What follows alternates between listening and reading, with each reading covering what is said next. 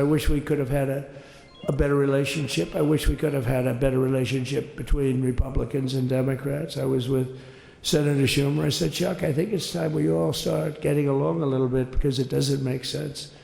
I mean, we literally never get a Democrat vote. They never get a Republican vote, almost. And although there is a bill coming up very shortly that we have a lot of Democrat votes, right? It's going to be a very beautiful bill. We're going to have a deciding, I would say, within a week or so, I think. And it's going to be a very good bill. All right, Congressman Byron Donalds, Republican from Florida, joins me now. Congressman, any chance of getting help from the Democrats on a real big scale on Trump's big, beautiful bill?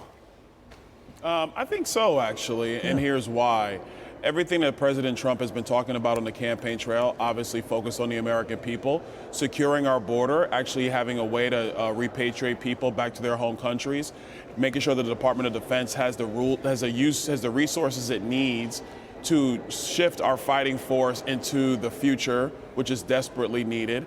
We're going to have to deal with debt ceiling. There are going to have to be some mandatory spending reforms and cuts from the bloated overspending of Joe Biden. Make no mistake, the Biden-era COVID funding has to be pulled back. It's going to be very expensive for us, if not impossible, to finance that as a nation into the future. And then you have his tax policy, energy dominance policy here in the United States. These are things that Democrats should be working with us on. I understand it, all of them are not going to come our way, but there are some Democrats who do agree with these agenda items, and they should come our way and vote for these packages. Is Trump striking a new tone this time around? He's still feisty, but is there a new, do you see a new tone?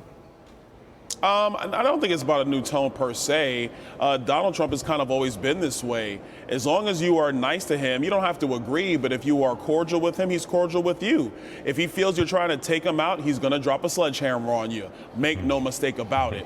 That's the bottom line. But even before politics, the Democrats who now said that he was a threat to democracy, these were the same Democrats that were at his wedding when he married Melania, the same Democrats that will go and meet with him at Trump Tower in New York. So he's been consistent. It's the Democrats who have been so thirsty for political power. They've really divided the country. And I think that what Donald Trump is saying is this is a golden opportunity in the golden age of America for us to unite as Republicans and Democrats and do what's best for the American people. During last night's rally, President Trump singled you out. He said you have a lot of future ahead of you. Does that mean, there he goes, does that mean you'll be running for Florida's governor? Look, that remains to be seen. The biggest thing right now, Stu, we have a major agenda in front of us. I talked about that a little bit. So there's a lot of work to happen up here on Capitol Hill. My focus is to make sure that we get that through the House and to our colleagues in the Senate and to President Trump's desk, because we have one opportunity. We have been entrusted with majorities in both chambers by the American people, and we simply cannot fail. We must deliver, and so my focus is to make sure that we get that done. But to be the governor of Florida has surely crossed your mind at some point recently. I mean, look, everything crosses my mind, and we've had other conversations like that in the past. I'm trying. But now we got to focus on the job. When the job is done, Stu, then we can talk about other things. I almost called you governor. Well, Congressman, I'm just having fun. Thanks for being with us, Congressman Byron Donalds, Republican from the great state of Florida. Thank you, sir. Appreciate it. Thank you.